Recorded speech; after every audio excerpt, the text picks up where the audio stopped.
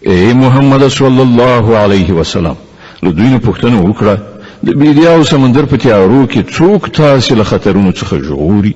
څوک دی چې له هغه څخه تاسې د کړاو په وخت کې په زارۍ او په پټه پټه دعاوې غواړئ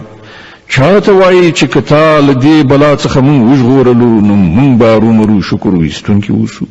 وایه الله تاسې ته له هغې او له بل هر کړاو څخه نجات درکوي بیا تاسې نور له هغه سره شریکان ګڼئ وایه هغه په دې قادر دی چې پر تاسې کوم عذاب له پاسه نازل کړي یا ستاسې تر قدمونو لاندې نه یې راپورته کړي یا تاسې په ډلو ویشي په یوې ډلې باندې د بلې ډلې د زور خوند وڅکي وګوره موږ په څه شان په مکرره توګه له بېلابېلو لارو څخه خپلې نښانې دوی ته وړاندې کوو ښایي چې دوی په دې حقیقت باندې وپوهېږي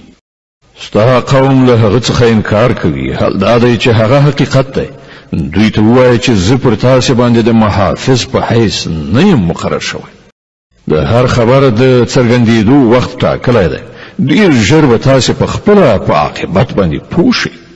او ای محمد صلی الله علیه وسلم کله چې ته وګورې چې خلک زمون په آیاتونو کې نکتې لټوي یعنې اهانت کوي نو د هغو له څنګ نه پاڅېږه تر دې پورې چې هغوی دا بحثونه پرېږدي په نورو خبرو پیل وکړي او که کله شیطان تا په هیره کې واچوي نو چې څه وخت دا خطا احساس کړي له هغه وروسته بیا د دې ظالمانو څنګ ته مه کښېنه د هغوی له حساب څخه د هیڅ کوم شي مسؤلیت پر پرهیزګارانو باندې نشته البته نصیحت کول فریضه ده ښایي چې هغوی له غلطې لارې راواوړي هغه خلک پرېږده چې هغوی خپل دین لوبه او ننداره جوړه کړې ده او د دنیا ژوندانه غولولي دي هو خو د دې قرآن په اورولو نصیحت کوونکی او پند ورکوونکی اوسه چې چیرته کوم څوک د خپلو کړو وړو په ګناه کې اخته نشي او اخته هم په داسې حال کې وي چې له الله نه د هغه د ژغورلو لپاره کوم ملاتړ او مرستندوی او سپارښتکوونکی نه وي او که هغه د هر ممکن شي په فدیه ورکولو د ځان خلاصولو غواړي نو هغه به هم ورڅخه قبوله نه کړی شي ځکه چې داسې خلک خو به د خپلو عملونو په نتیجه کې ونیول شي هغو ته به له حق څخه د خپل انکار په مجازات کې د څښلو خوټېدلې یعنې جوش اوبه او دردناک عذاب ورکړل شي ای محمد صلی الله علیه وسلم